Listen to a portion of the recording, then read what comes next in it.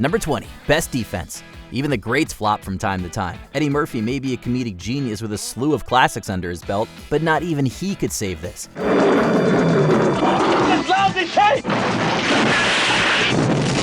built this thing anyway? Best Defense was confusing from the start, centered around two characters on opposite ends of the world who never interact with one another. The confusing premise was only made worse by the lacking execution, leading to it becoming a commercial and critical failure. Even Murphy himself has admitted that the project was weak, but that the compensation was too good to turn down, with the outcome being so bad that it led to a lull in his otherwise spotless career. I'm not in this war! I'm from Cleveland! Number 19, The Apple. Not all musicals are created equal. Though it had some potential, The Apple quickly proved to be all concept and no substance. The film follows a young ingenue as she tries to navigate the music industry after signing to an evil label. It was also infused with several religious references from Adam and Eve to the Rapture.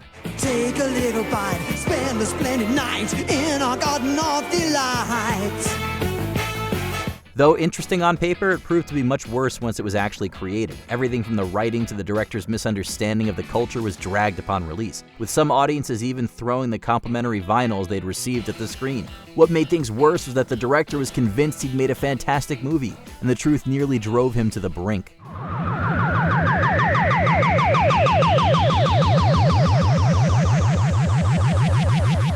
Number 18, Caddyshack 2.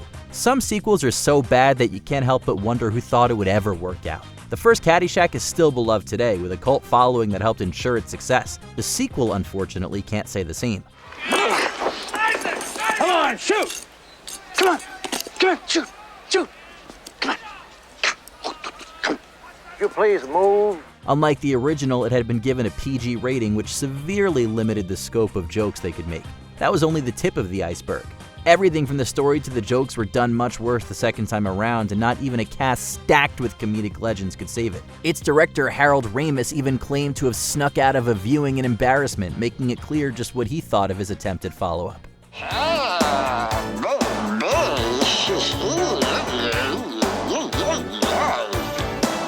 Number 17, Robo-Vampire. With a title like this, how much quality can you really expect? The success of RoboCop helped inspire others after it, some much more than others. The most egregious is Robo-Vampire, a 1988 Hong Kong release with an alarmingly similar plotline to the American film. Don't move. Stop. Hey. Drop your weapons. Come with me. Unfortunately for the latter, that's where the similarities between the two end. As if the stilted acting and clunky writing weren't unfortunate enough, the fight scenes were also inundated with poor special effects, making them unintentionally hilarious. The result was a confusing mess that not even the most staunch movie lover could defend. Though it's clear what it's trying to emulate, it missed the mark entirely.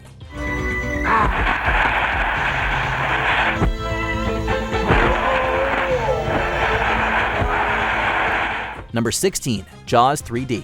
The 80s were a time of attempted franchises, with plenty of examples that prove why some properties should remain untouched. The first Jaws is a masterpiece of filmmaking, which shows in its box office earnings and its lasting legacy. Unfortunately, the same can't be said for the sequels. The third in particular, named Jaws 3D, was a resounding disappointment, particularly due to the shoddy attempts at 3D effects. It also failed to showcase the shark as much as they once did, which to some was the entire draw of the series.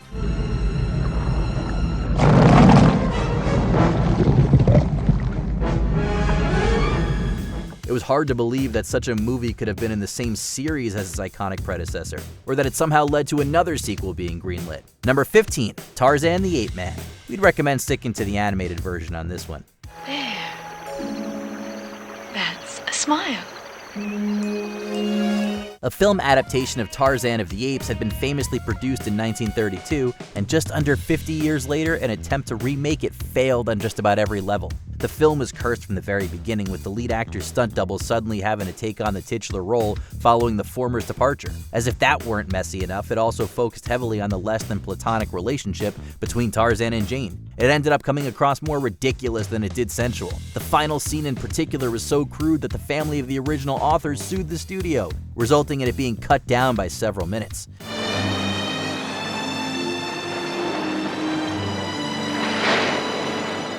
Number 14, Teen Wolf 2. Not all critically panned sequels came from revered beginnings. Though the original Teen Wolf was admittedly silly and campy, the follow-up created just 2 years later failed to capture any of its charm.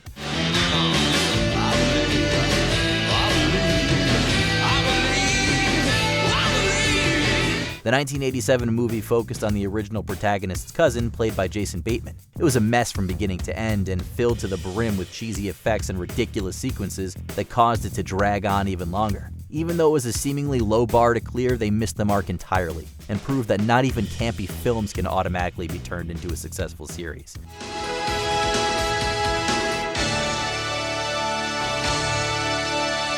Number 13, Grease 2. If it ain't broke, don't fix it. While the follow-up to the 1978 classic wasn't lacking in terms of music, it failed to bring much more than that. Several plot points from the original were reused in the follow-up, but without any of the charm found in the former.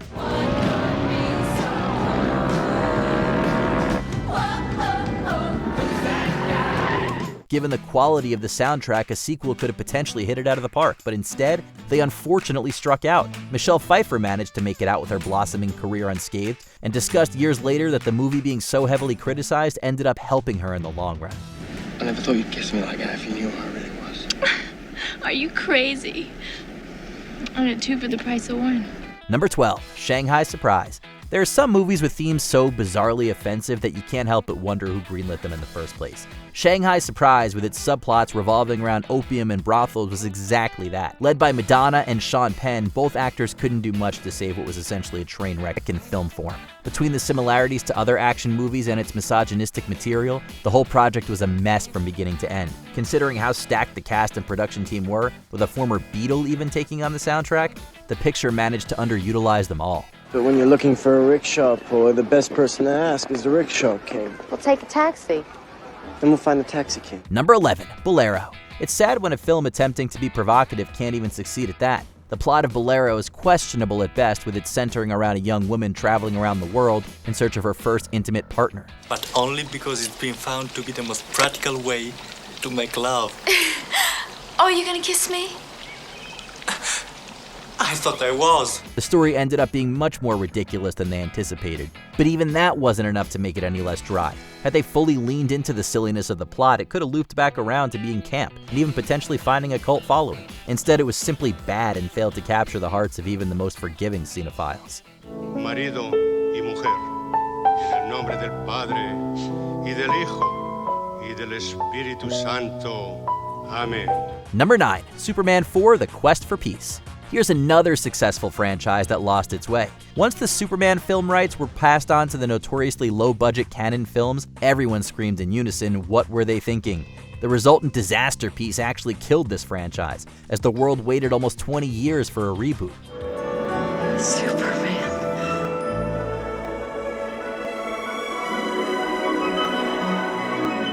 Critics agreed that the film was beyond boring, the effects were cheap-looking, and all the actors seemed like they wished they were somewhere else. Christopher Reeve famously predicted to John Cryer that the movie was going to be terrible, and lo and behold, Superman himself was right. You didn't need superpowers to figure that out, though.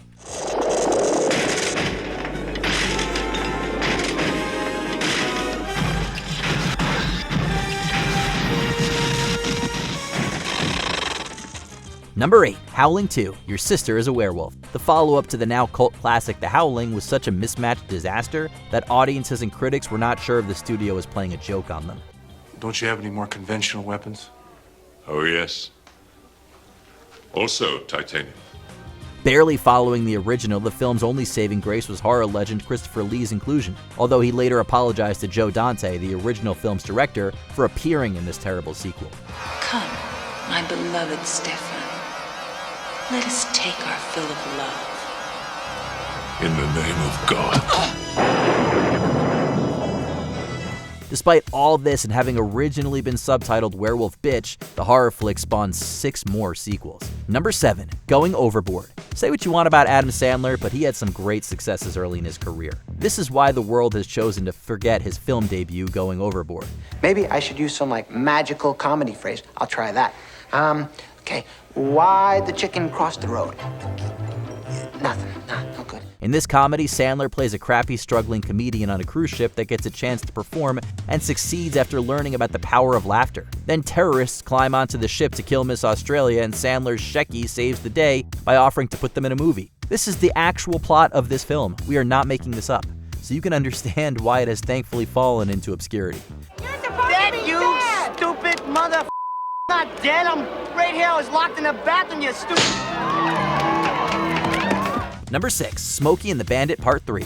Even established tried and true stories aren't safe. The initial installments of the Smokey and Bandit series were well received and still hold up relatively well in the modern era. The third part goes off the rails completely. For starters, the original star Burt Reynolds had been reduced to a mere cameo, with Jerry Reed taking over as the leading man. Never should have put me in this thing, brother. That was only the beginning of their problems. The running time was extended thanks to multiple shots from the original works, which only served to remind audiences how much better they were. The lazy execution reflected in the box office, with the third making only $7 million compared to the first intake of over $300 million. They never learn. Number 5, Mac and Me. We don't think anyone expected this feature-length McDonald's commercial disguised as an E.T. knockoff to be a masterpiece. But did it have to be so criminally mind-numbing? It was supposedly aimed at children, but it insulted even their intelligence. The only difference between Mac and Me and Spielberg's classic is that the main character uses a wheelchair, and everyone is brought together at the end by the power of McDonald's hamburgers. Oh, and Coca-Cola too. It's okay, no one's gonna hurt you. Here's your baby. He brought it to you. Easy now, it's okay. The sci-fi adventure movie was rightfully a box office disaster, and its planned sequel was thankfully immediately canceled. At least it's given Paul Rudd and Conan O'Brien something to joke about. Just started out in the tire iron. It's okay, I think it's just one or something. Well, keep him busy, guys! Keep him busy! Number 4, Leonard Part 6. No, this is not the 6th entry in a franchise, and yes, the entire world was confused by the title. However, that is just the tip of the iceberg of reasons why nobody went to see this comedy. Although denounced by Bill Cosby himself, who practically begged audiences not to see it, the spy movie parody was actually produced by and starred the comedian. In the comedy, Cosby's supposed to be a James Bond type of operative trying to save the world from evil vegetarians by using meat as a weapon.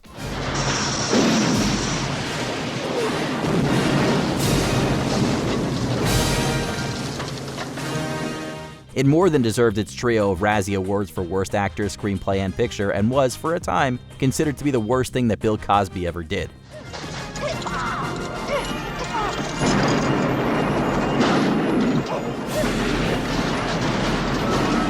Number 3, the Garbage Pail Kids Movie. We still live in a Hollywood that can turn any product into a film, and while sometimes it works, such as with the Lego Movie, sometimes it doesn't. Battleship, anyone? And sometimes you just try to imagine what the pitch meeting for some ideas looked like, and if everyone was either asleep or drunk when they greenlit certain things. No, not the brake, the gas, the gas!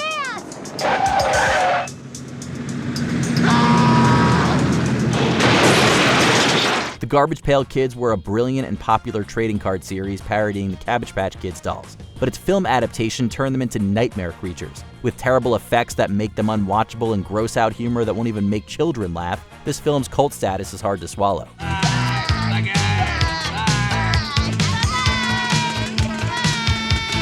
Number 2, King Kong Lives, aka King Kong Part 2. While the 1976 remake was a box office success, this sequel falls short on every level. How can a King Kong movie be so boring?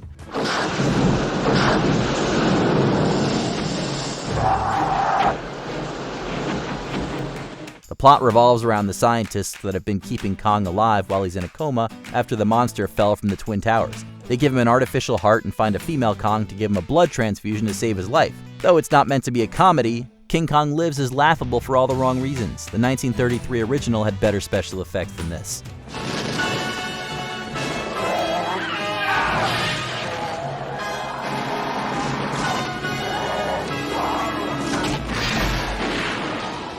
Number 1, Jaws: The Revenge. In a world with Sharknadoes and mutant piranhas, this movie's somehow the most laughable underwater monster movie. Well, at least it was in the 80s. Jesus Christ!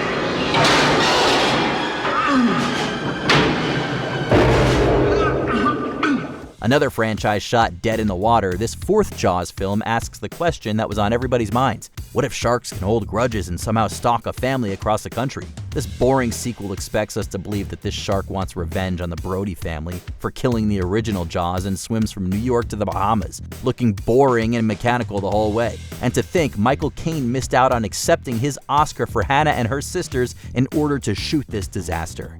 When I come back, remind me to tell you about the time I took 100 nuns to Nairobi. Which 80s film do you think was the biggest disappointment? Let us know in the comments below.